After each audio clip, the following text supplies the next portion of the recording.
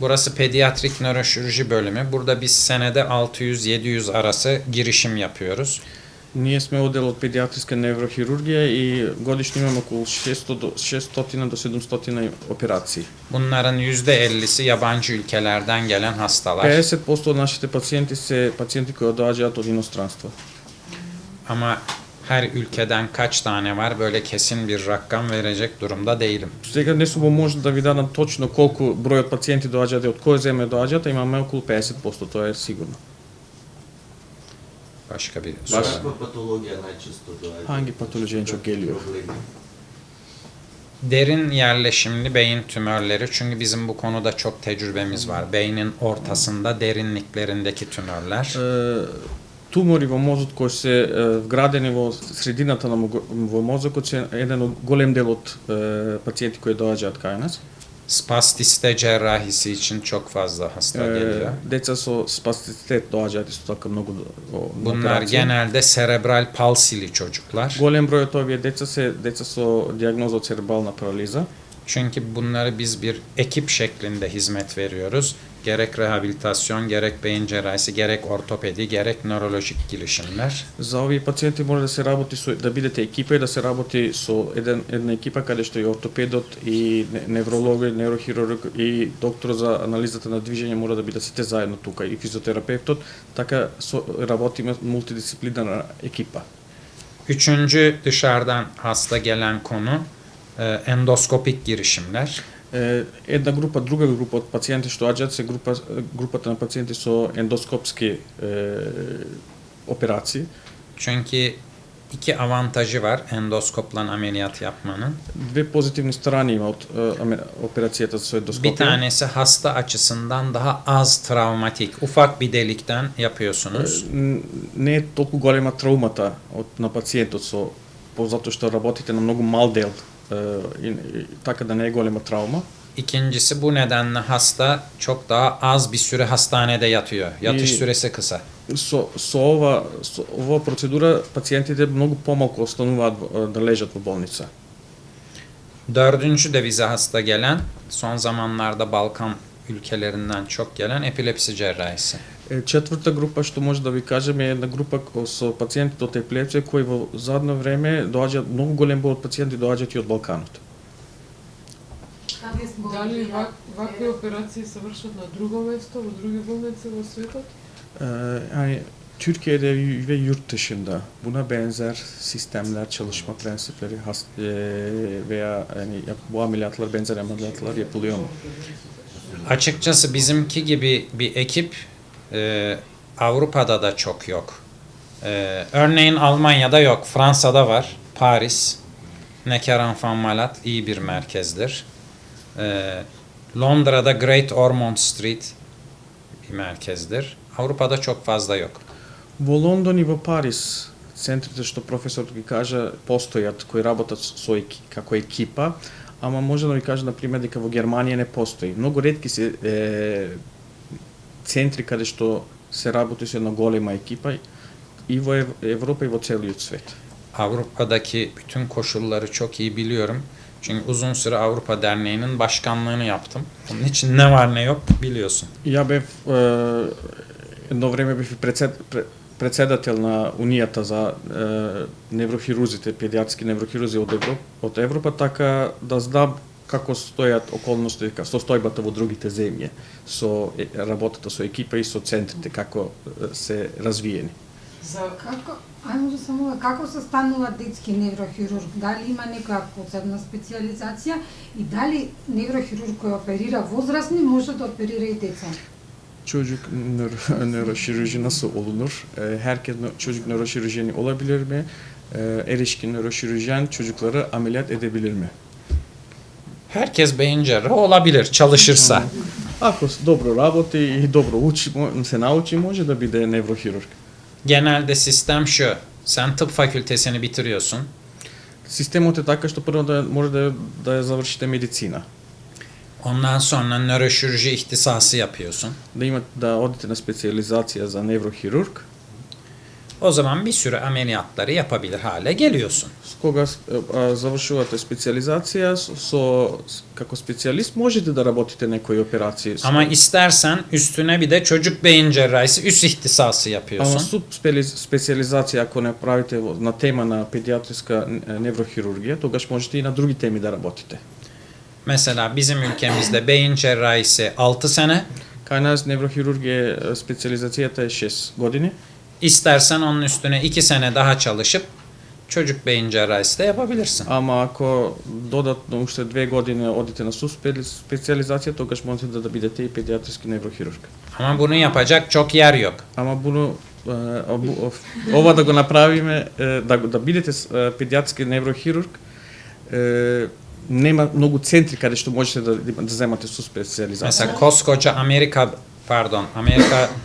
Birleşik Devletleri'nde bile sadece 20 tane çocuk beyin cerrahisi ihtisası yapacak yer var. Koskoca kıta büyüklüğünde Знаете ülke. колико е Америка, колку е голема и како континент и како држава, и тие имаат само 20 клиники каде што можат да се специализира, да се специализација направи за педиатриска неврохирургија. Дали воопшто имало интерес од Македонија, од јавното здравство, од фондот, од министерството за некаква соработка?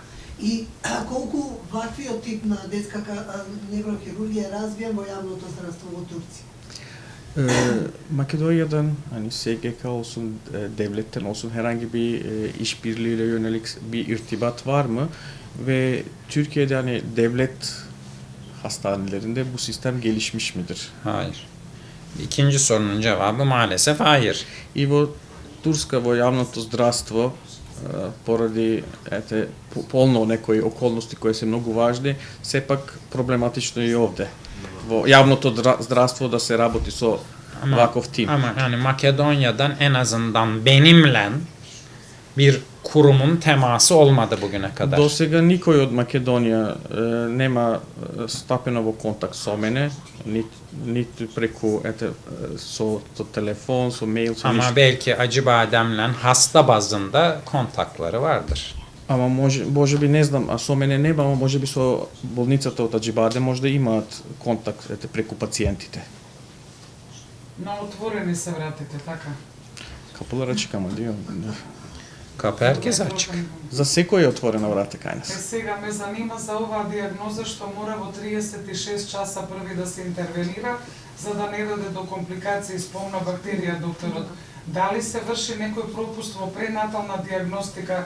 Каде се пропуштаат пациентите па доаѓа до ваква диагноза? Şimdi spina bifida anlatırken bu 36 saat içinde müdahale edilmesi gerekiyor diye söylediniz ya hocam. Orada diyor ki hani buradaki esas sorun ne? Yani doğumdan önce bir şey mi kaçırılıyor? Doğum sırasında bir problem. Yani burada eksiklik nedir de bu şekilde söylediniz? Organizasyon yok. Organizasyon o. Yani Скринингот spina bifidalı bir bebek varsa gebelik takibinde onu takip eden doktor çocuk beyin cerrahisiyle temas kuracak. Belli bir günde sezeryen doğum planlanacak. Doğduğu anda öteki ekip hazır olacak. 2 saat, 3 saat içinde çocuğu ameliyat edecek. Bu aslında çok zor bir iş değil. Всушност, ако погледате, тоа не е многу нешто компликована работа, ама овде е важно пак да работите со екипа. Значи, гинекологот, додека за време на бременост го прати детето во стомак, треба да, ако е нешто има приметено дека не е во ред, и ако мисли дека е нешто како спина бифида во прашање, тогаш мора да стапи во контакт со неврохирургот, така да се планира после пороđајот кој најчесто се работи царски ред, да се планира одна операција после пороđајот од детето. Yani bütün mesele bir organizasyon ve buna disiplinle uyulması. Само дисциплинирана организација е многу важна, друго се може полесно да се реши. Јас не сватив, ова е најразвиен центар за детска неврохирургија или се работи по други болници? Ова е најразвиен центар за детска хирургија не само во Турција, туку и во Европа, можеби и во свет. Еден како екипа сме меѓу првите 2-3 екипи во светот. Ено џева поточно. И дали веќе ендоскопските операции предимство завземат или се уште класичната неврохирургија има се поголем дел? Giderek endoskopik girişimler öncülük mü kazanıyor yoksa hala klasik girişimleri de yapıyor musunuz? Tabii yapıyoruz. Сите и класични и хируршки процедури и со ендоскоп сите ги работиме. Само кратко спомена докторот има дводецениско искуство. Дали во последниот период има растечки тренд на деца кои што се со вакви диагнози или опаѓа бројот на деца кои што Sizin tecrübenize göre son yıllarda işte en az 20 senelik tecrübeden bahsediyordunuz. Yani bu sayılarda, hastaların sayılarında, bu tanıların sayılarında bir değişiklik var mı? Azalma veya yükselme? Bunun için bir istatistik kayıt yok tabii.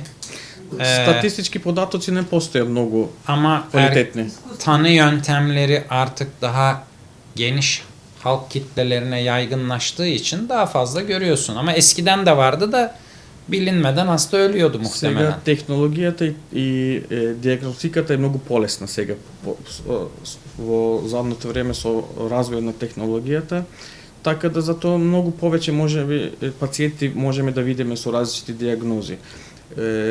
Во поранешно време може да постојаат тие пациенти, ама затоа што технологијата не беше толку развиена, затоа тие пациенти се губеа, не можевме да ги пронајдеме или беа погубени заради тоа што не можеше да се постави некоја диагноза.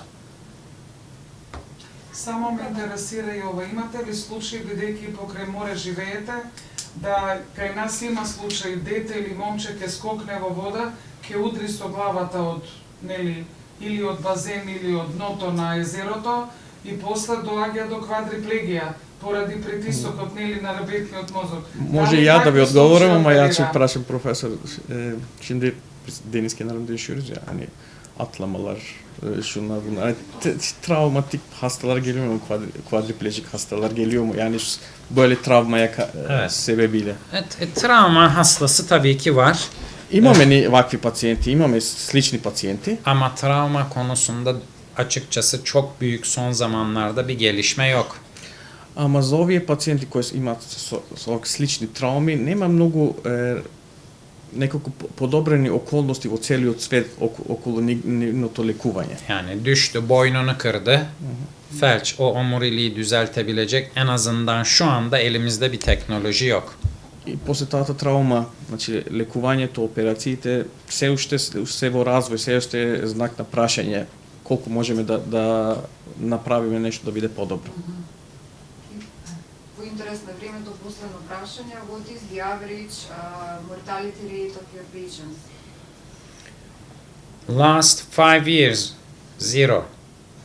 Задните 5 години нула морталитетот на пациенти. You have to learn how to operate. Успешноста дали е поврзана и со возраста на детето?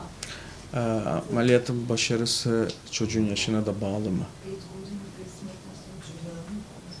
6 до 7. Hem, Evet. hem evet hem hayır.